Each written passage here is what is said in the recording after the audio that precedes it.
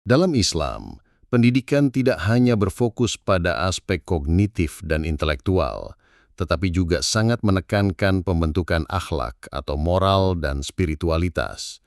Untuk menghasilkan anak didik yang jujur dan dermawan, konsep pendidikan Islam menekankan nilai-nilai berikut. 1. Tauhid sebagai dasar pendidikan. Tauhid atau keesaan Allah menjadi dasar dalam membentuk kesadaran anak bahwa setiap amal dilihat dan dinilai oleh Allah. Anak didik diajarkan bahwa kejujuran dan kedermawanan bukan hanya untuk mendapat pujian manusia, tetapi karena tanggung jawab kepada Allah. 2. Teladan atau uswah hasanah. Rasulullah Shallallahu Alaihi Wasallam adalah teladan utama dalam kejujuran dan kedermawanan.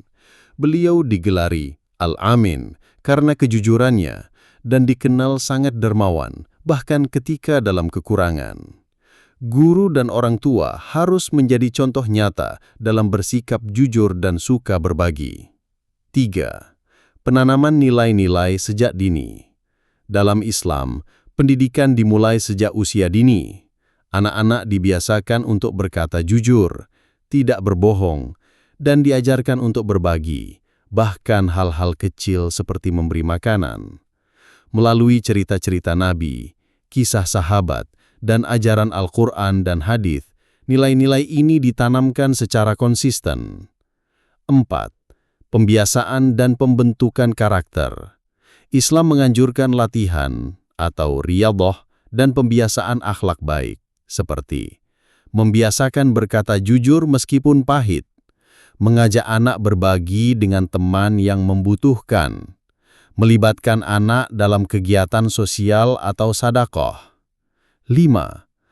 Pendidikan hati atau tazkiyah an-nafs. Pendidikan Islam juga menekankan pembersihan hati dari sifat-sifat tercela seperti kikir, dengki, dan cinta dunia secara berlebihan.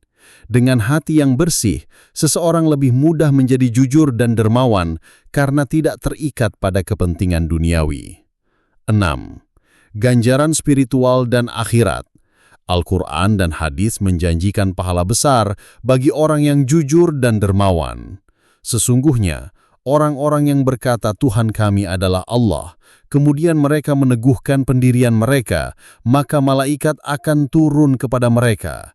Quran Surah Fussilat ayat 30, dan sedekah itu tidak mengurangi harta. Hadis riwayat Muslim. 7.